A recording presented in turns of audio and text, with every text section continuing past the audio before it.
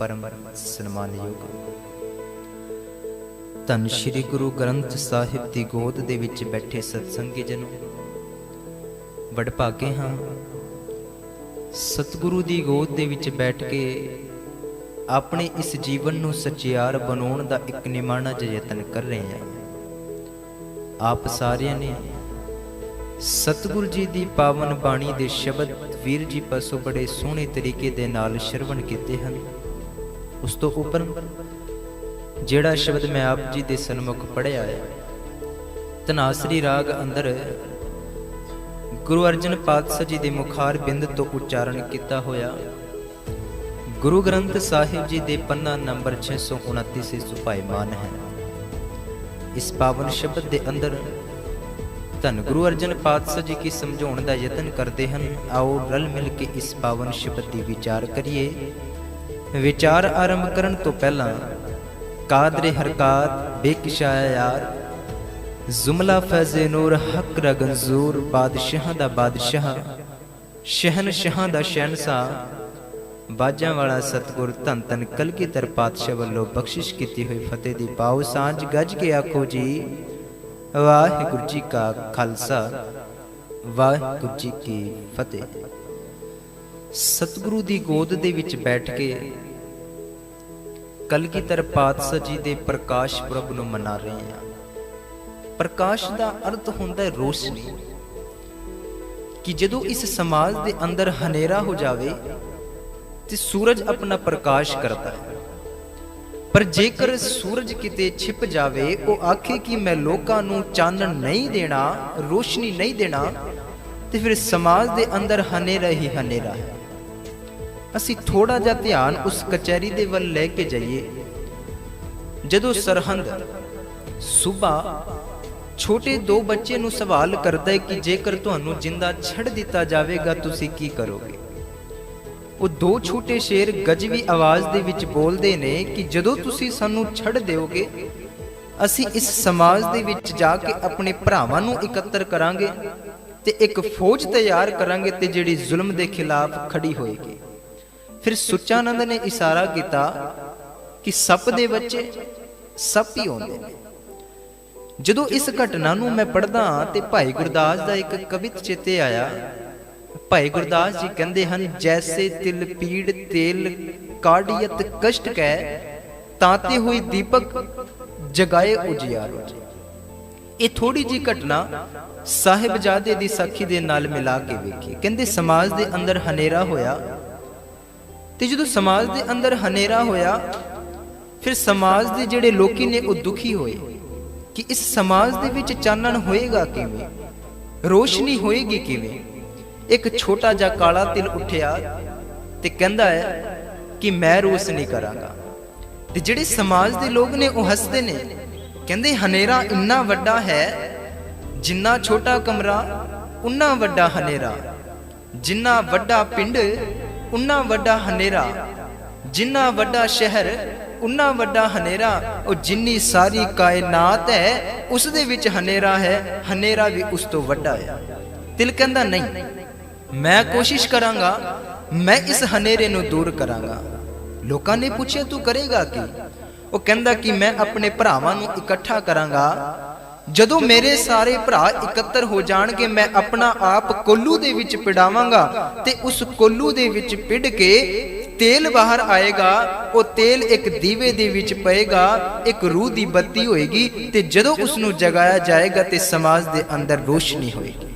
भाई गुरदास जी ने आख्या जैसे तिल पीड़ तेल काड़ियत कष्ट कै ताते हुए दीपक जगाए उजियारो जी। एक तिल अपना आप मरा के अपना आप शहीद करा के लोकां नूं जीण दा एक रास्ता दे के गया। छोटे साहिबजादे ने यही आख्या प्रकाश पुरब मना रहे हैं, प्रकाश रोशनी। जेकर गुरु दी गोद दे विच बैठ के सतगुरु जी दे उस प्रकाश पुरब नूं मना रहे हैं ते इन्ना ध्यान होना चाहिए है। गुरबाणी दे विच असीं रोजाना पढ़दे हां बलहारी गुरु आपने दियोहाड़ी सदवार जिन मानस दे देवते कीए करत न लागे। गुरबाणी दे विच होर भी पढ़दे हां जेसो चंदा उगवैं सूरज चढ़े हजार इते चानण होंदियां गुर बिन घोर अंधारा। वो कहते कि जेकर गुरु गोबिंद पातशाह जी की तारीफ करिए ना, असी अपनी कलम तो उसकी तारीफ नहीं कर सकते। ताई ते आख्या ना अल्लाह यार खा जोगे ने, क्या पिता दशमेश तेरी बात कहूं जो तूने पर उपकार किए। एक खालस खालसा पंथ सजाया जातों के भेद निकाल दिए। उस तेग के बेटे ने तेग पकड़कर दुखियों के काट जंजाल दिए। मुल्क दी खिदमत में पिता दशमेश ने कहीं बाप दिया कहीं बेटे दिए, कहीं बाप दिया कहीं बेटे दिए। किसी भी लेखाकार नूं पढ़िए, अल्लाह यार खां एक थां ते होर लिखदा है, हर चंद मेरे हाथ में पुरजो कलम है, जितने भी लिखूं वसब सतगुर दे वो कम है। कि मैं अपनी कलम ते सतगुर जी की वडियाई बयान नहीं कर सकता। हुण थोड़ तेग बहादुर पातशाह जी की 11 नवंबर सन 1675 दे विच शहीदी हुई।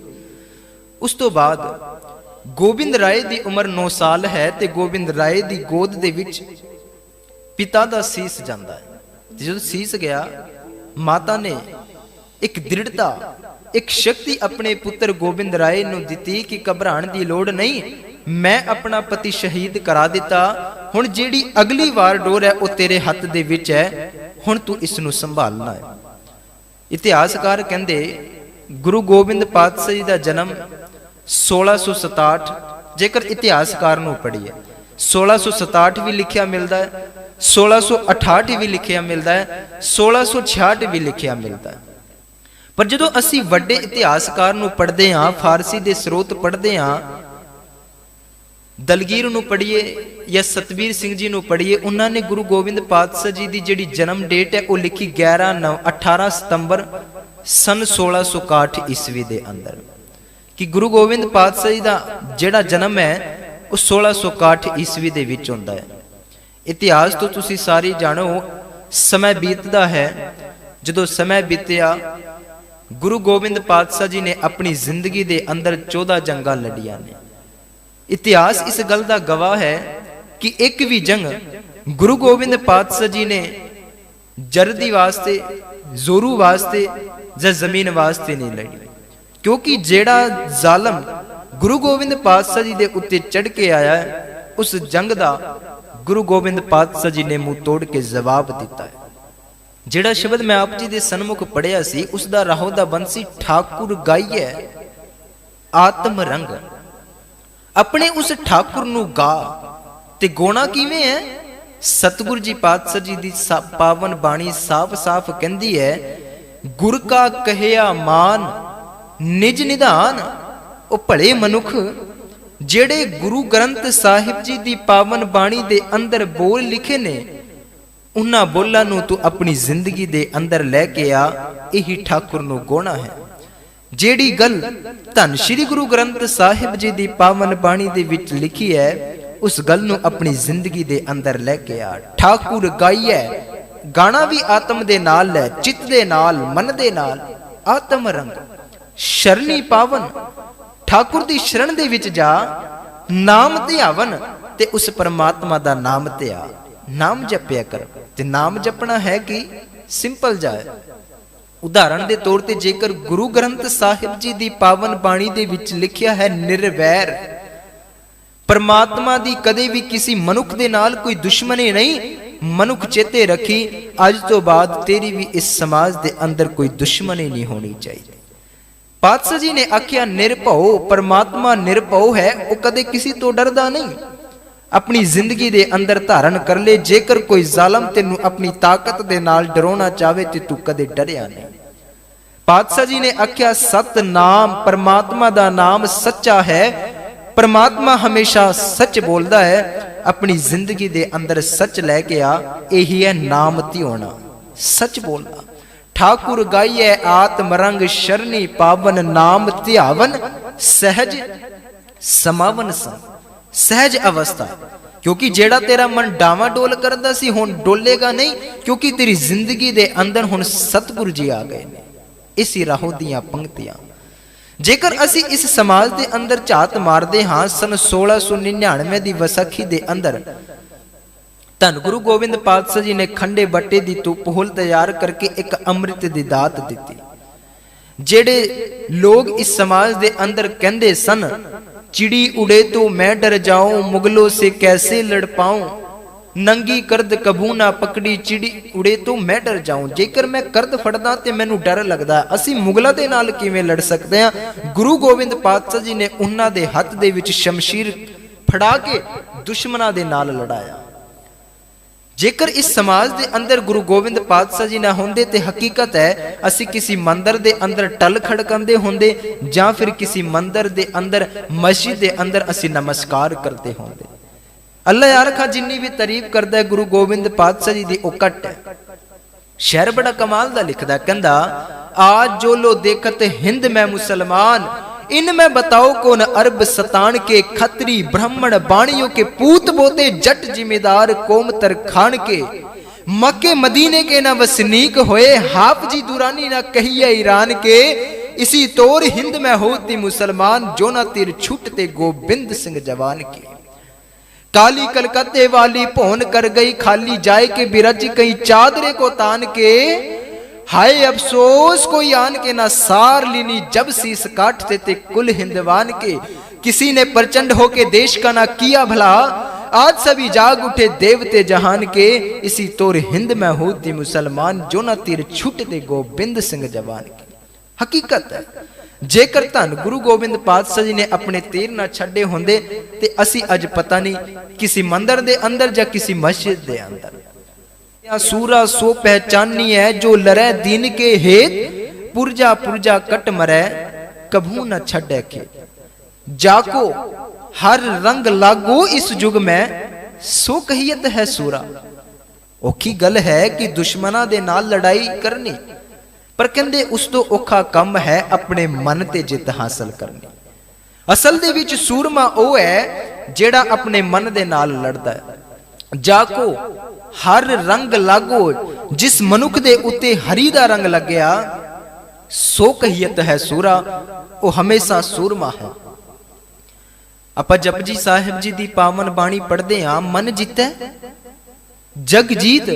मनुख जेकर तू अपने मन दे उत्ते जित हासिल रखदा है ते तू समाज नूं भी जित सकदा है, पर जेकर तेरे तो अपना मन ना जित्या गया तू समाज नूं कदे नहीं जित सकदा। हाँ वो गल भी बड़ी औखी है, हथ दे विच शमशीर है ते तू दुश्मनां दे नाल लड़ाई करनी है, पर औखा कम अपने मन ते जित हासिल करनी, मन दे नाल लड़िया कर। पातशाह जी ने आख्या नानक सो सूरा वरियाम, जिन विचों दुष्ट अहंकार न मारिया। जेड़ा अपने मन दे विचों दुष्टां नूं अहंकार नूं खत्म कर दिंदा है, असल दे विचों सूरमा है। जाको हर रंग लागो इस युग में, सो कहियत है सूरा, आत्म जिणे सगल वसता कै, जाका सतगुरु पूरा। अखिरली पंक्तियां दे अंदर धन गुरु अर्जन पातशाह जी कहंदे, जन के चरण वसै मेरे हियरे, संग पुनीता देही। जन दा अर्थ है गुरु, ते उस गुरु दे चरण, उस गुरु दे चरण केड़े ने? हृदय चरण शब्द सतगुरु को, नानक बांधे पाल, कि शब्द ही मेरे वास्ते चरण है। जन के चरण, गुरु दे चरण, गुरु दा शब्द वसै मेरे हियरे। जदों गुरु दा शब्द मेरे हियरे दे अंदर, मेरे हृदय दे अंदर आके टिकदा है, उदों मैं खुशहाल हुंदा, मेरी जिंदगी दे अंदर एक हरियाली होंदी है। जन के चरण वसै मेरे हियरे, संग पुनीता देही। जन की धूड़ दे हो कृपा दिंद, नानक कह सुख ओही। उस गुरु दे चरना दी धूड़, धूड़ केवल ये नहीं कि जेड़ी जोड़े दी धूड़ साडे बाहर ने, नहीं। धूड़ दा अर्थ है असल सिक्ख्या, कि जेड़ी शब्द दे विचों मैनू सिक्ख्या मिलदी है, उस सिक्ख्या नूं मैं अपनी जिंदगी दे अंदर धारण करना चाहुंदा हां। जन के चरण वसै मेरे हियरे, संग पुनीता देही। जन की धूड़ देहो कृपा निध, नानक कह सुख एही। हे कृपा निध, हे कृपा दे खजाने, अकाल पुरख परमात्मा जी तेरे अगों एक कोई अरदास है कि इस शब्द दी धूड़, इस शब्द दी सिक्ख्या मेरी जिंदगी दे अंदर लागू कर। इतनियां को बेनतियां प्रवान करनियां सारी साध संगत नूं धन गुरु गोबिंद पातशाह दे प्रकाश पुरब दियां लख लख वधाइयां। अंत विच बुलाओ जी फतेह। ਵਾਹਿਗੁਰੂ ਜੀ ਕਾ ਖਾਲਸਾ, ਵਾਹਿਗੁਰੂ ਜੀ